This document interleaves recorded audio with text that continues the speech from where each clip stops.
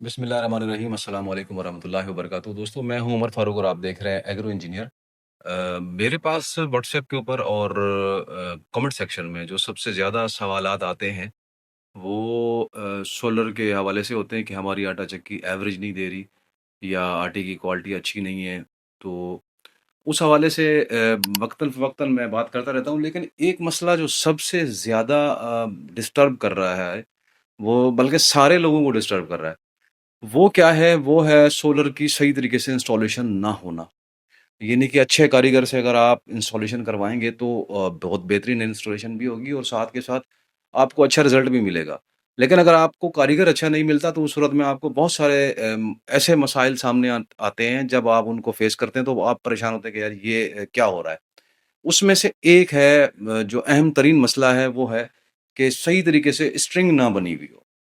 ये नहीं कि आप किसी ऐसे कारीगर से काम करवा रहे हैं, फ़र्ज़ करें उसे पता ही नहीं है कि कितने पैनल की स्ट्रिंग बनानी है और बोल्ट को किस तरह जमा करके लेकर आना है और किस तरीके से वोल्ट को हमने तक़सीम करना है या कैलकुलेट करना है, डीसी टू एसी में कितने कन्वर्ट होने के बाद बचेंगे।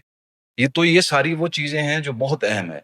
इनको आपने बिल्कुल मद्देनज़र रख के ही अपना सारा काम करवाना है। अगर आप इनको मद्देनज़र नहीं रखेंगे तो फिर आपको बहुत सारे मसाइल का सामना करना पड़ सकता है, जिसमें आपकी तारें गरम हो सकती हैं, वीएफडी हीट अप कर सकता है, मोटरें गरम हो जाती हैं, 2-2 घंटे चलाने के बाद, डेढ़-डेढ़ घंटा चलाने के बाद आपको काम रोकना पड़ता है, यहाँ तक कि उसको ठंडा करने के लिए। तो ये वो बहुत सारी चीज़ें हैं जिनसे हमें बचना है। अगर इन सब से बचना है तो फिर आप इस वीडियो को मुकम्मल देखिए और आपको समझ में आएगा कि आपको क्या करना चाहिए और कहाँ आपसे गलती हो रही है। तो पूरे पाकिस्तान से अल्हम्दुलिल्लाह हमारे पास बहुत सारे दोस्त जो है ना वो राब्ता करते हैं व्हाट्सएप के ऊपर और वो हमसे सवालात पूछते हैं, हम उनको जवाबात भी देते हैं, कमेंट सेक्शन में भी हमसे बात करते हैं, हम उस हवाले से भी हम उनसे बातचीत करते रहते हैं। तो एक कॉमन मसला जो सबसे ज़्यादा पूरे पाकिस्तान में है, वो अक्सर व बेशतर इस तरह है कि कम पैसे देकर काम करवाने के लिए या यूँ समझ लें कि थोड़े पैसों में काम करवाने के लिए अनाड़ियों से काम करवा लिया जाता है और उसका जो भुगतान है वो फिर आप बहुत लंबा अरसा भुगतते रहते हैं। और या फिर यूँ है कि बाज़ लोग या बाज़ जो हमारे दोस्त जो आटा चक्की वाले हैं, वो अपने जो दोस्त है या कोई आस-पास का इलेक्ट्रीशियन है, उसके ऊपर काफ़ी मुतमईन होते हैं, लेकिन किसी और की बात को वो वैल्यू नहीं देते। लेकिन वो फँसे हुए ज़रूर होते हैं कि हम ये हम कैसे ठीक करें?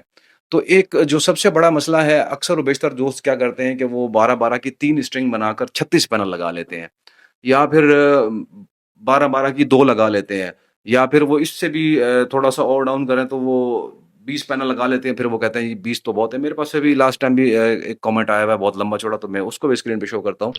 और इसके अलावा भी बहुत सारे सवालात हैं, वो भी मैं आपको दिखाता हूँ। लेकिन इस सारी चीज़ों से पहले एक अहम तरीन चीज़ है, वो है वोल्ट। वोल्ट को आपने समझना है, वोल्ट की मिसिंग कहाँ पे हो रही है, आपको मसला क्यों आ रहा है ये सारा? तो उसमें जो वोल्ट है हमारा, उसको हमने मद्देनज़र रखना है। एक नंबर 1 बात पे आप ये ज़हन में रखें कि डीसी टू एसी जब वोल्ट कन्वर्ट होता है, तो उसकी वैल्यू सेम नहीं होती, बल्कि उसकी वैल्यू जो है तकरीबन 1 क्वार्टर कम होती है, यानी 100 में से 25 कम होती है बनिस्बत डीसी के एसी वाले की ज़्यादा होती है। यानी कि एक डीसी वोल्ट की वैल्यू एक एसी वोल्ट के मुकाबले में 0.25 कम होती है बनिस्बत एसी वोल्ट के मुकाबले में। या यूँ कह लें कि जब हम एक एसी और डीसी वोल्ट को मुकाबले पे रखेंगे, उन दोनों की वैल्यू नापेंगे तो फिर वो 1 किलो में से 1 पाव कम होगा डीसी वोल्ट और 1 पाव ज़्यादा होगा एसी वोल्ट। अब जब हम 12 से 15 पैनल की जो सीरीज़ बना के लाते हैं, तो उसके अंदर हम उसकी वैल्यू कैलकुलेट करके फिर अगर बनाएँगे तो बहुत बेहतरीन होगा। लेकिन अगर 12-12 की हम 3 बना लेते हैं या 12 की 2 लगाई हुई और हम कहते हैं कि हमारा तो 24-25 किलोवाट 24 पैनल हैं, तो हमारा 12-13 किलोवाट बनता है और मोटर को तो चाहिए 10 किलोवाट। ये सारी चीज़ें जो है ना, ये अपनी जगह दुरुस्त होने के बावजूद ये एक ना तजर्बेकार इलेक्ट्रीशियन की वजह से ऐसा होता है, जिसको तजर्बा ही नहीं होता कि हमने करना क्या है। मैं आपको इसकी वज़ाहत कुछ यूँ देता हूँ। एक स्क्रीन पर मैं छोटा-सा एक फ़ोटो शो करता हूँ, ओएचएम का लॉ। आप इसको देखिए और उसके बाद मैं इस पे तबसरा भी करता हूँ साथ के साथ। देखिए, ये एक बेहतरीन किस्म की एक तस्वीर है, जिसको समझने के लिए बहुत ज़्यादा मतलब अक्ल की ज़रूरत नहीं है, बिल्कुल आसानी से समझ सकते हैं कि ऊपर जो है ना वो एक रस्सी नुमा लिपटी हुई है, वो तार के ऊपर है, और पीछे जो है आपको नज़र आ रहा है कि ये वोल्ट हैं जो उसको धक्का दे रहे हैं हमारे एम्पेयर्स को, और आखिर में हमारे जो है वो एम्पेयर हैं। ये बिल्कुल बिल्कुल आसान और बेहतरीन मिसाल है कि अगर आपके वोल्ट तगड़े हों तो पीछे से वो पुश अप करेंगे आगे करंट को पास करने के लिए। और ये जो रेजिस्टेंस है, ये क्या चीज़ है? ये वो होता है कि हमारी जो तारें होती हैं, इस ये कॉपर में हो या सिल्वर में हो, तो क्योंकि ये बेहतरीन कंडक्टर है कॉपर, लेकिन उसके बावजूद इसके अंदर जो है, इसके अपने एटम्स भी होते हैं जो इलेक्ट्रॉन होते हैं, और वो हरकत में आते हैं और वो करंट को रोकने की कोशिश करते हैं, यानी करंट पास नहीं होने देते।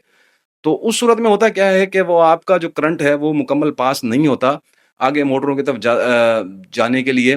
तो आगे जब मोटरों पे जाता है तो ज़ाहिर बात है वहाँ मोटर के अंदर भी इलेक्ट्रॉन होंगे, या जो भी चीज़ें हैं वो मैग्नेटाइजिंग शुरू होती है, उसका टॉर्क है वो सारी खींचना शुरू करती है करंट को। आपकी तार रेजिस्टेंस पैदा करती है। और अब इस सूरत को आप बिल्कुल ऐसे आसान तरीके से समझिए कि अगर आपके पास 12 पैनल की एक स्ट्रिंग बनी हुई है और उसके जो वोल्ट बनते हैं वो तकरीबन अल्लाह आपका भला करे कोई आस-पास बनेंगे। एक पैनल अगर हमें 41-42 वोल्ट दे रहा है, वो भी लोड के बगैर, जूँ ही हम लोड डालेंगे वो आ जाएगा 38 पे, 37 पे। अगर हम उसको 40 के उसमें भी रखें 12 के हिसाब से, तो आप अंदाज़ा लगाइए कि कितने बनते हैं।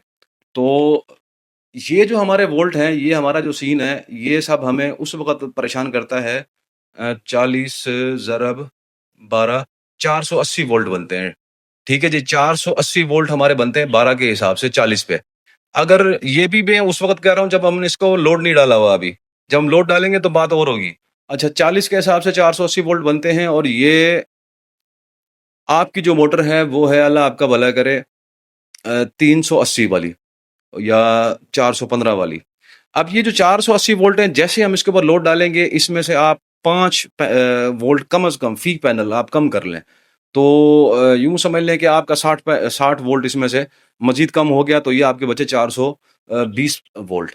अब जब 420 वोल्ट आपके बचेंगे, और जऊँ ही मतलब आपको जो रिक्वायर्ड हैं वो भी 420 या 380 हैं, लेकिन ये डीसी वोल्ट हैं 420। जैसे ही आप इसको रन करेंगे, ये जो पूरा सोलर सिस्टम है वो अपने वोल्ट डाउन करता है। ये लाज़मी है, ये कोई भी पैनल हो, अच्छा हो, हल्का हो, किसी भी कंपनी का हो, इसमें रेशो कम हो सकता है कि वो थोड़े कम करे, ज़्यादा कम करे, लेकिन बहरहाल कम ज़रूर करता है। तो जैसे ही हम उसको चलाएँगे, तो ये इतना आपको फ़र्क पड़ जाएगा।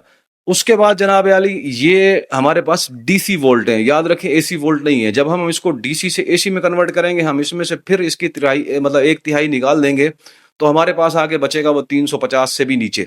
अब जब 350 वोल्ट आपके पास आ रहे हैं, और आपकी जो मोटर है उसको चाहिए 380 कम से कम, वरना 415 पे भी चलती है मोटरें। तो उस सूरत में मुझे बताइए आपकी मोटरें कैसे चलेंगी? तारें भी गर्म होंगी आपकी, क्योंकि रेजिस्टेंस हो रही है, पावर वैसे भी कम हो रहा है।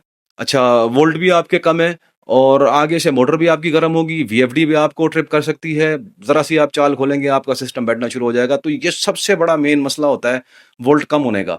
अब आपको अगर मेरी बात समझ में आ गई हो, बात थोड़ी लंबी हो रही है, तकरीबन 8 मिनट से ऊपर जा रही है वीडियो, हम कोशिश करेंगे इसको समेटने की, कि अगर आपको मेरी बात समझ में आ रही हो तो आप ये ज़हन में रखें कि आपने अगर 32 पैनल लगाए हुए हैं तो 16-16 की 2 स्ट्रिंग, 30 पैनल हैं तो 15-15 की 2 स्ट्रिंग।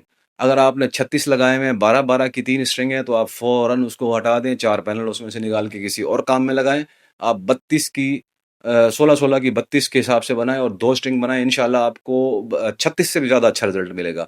आपके पास जब इज़ाफ़ी वोल्ट होंगे, तो जिस तरह मैंने वो कार्टून शो किया था, आप उसको देखेंगे ओएचएम के लॉ के अंदर, कि जब आपके पास इज़ाफ़ी वोल्ट होंगे, यानी अगर आप 16 के हिसाब से बनाते हैं और हम उसको आपके जो वोल्ट है 750 पे ले जाते हैं डीसी वोल्ट।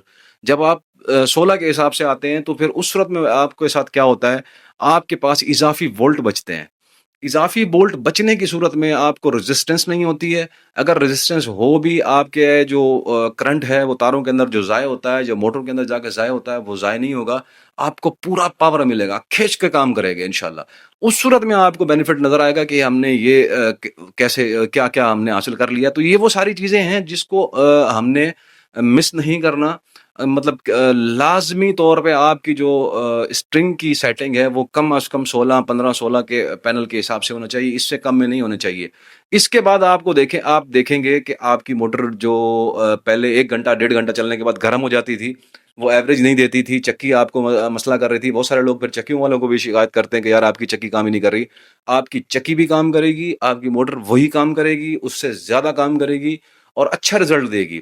और उसके बाद आपको क्वालिटी भी अच्छी मिलेगी, यानी कि जब आपकी मोटरें बैठना शुरू हो जाती हैं, आप कम चाल खोलते हैं, गुज़ारा करने वाला सिस्टम चलाते हैं, बहुत सारा। और इसी तरीके से आपकी टाइमिंग भी कम होती है उस सूरत में जब आपके वोल्ट पूरे नहीं होते। अब जब आपके पास इज़ाफ़ी वोल्ट पड़े होंगे, पीछे मौजूद होंगे फ़ोर्स देने के लिए, ताकत देने के लिए, तो आपकी मोटरें भी खींच कर काम करेंगी।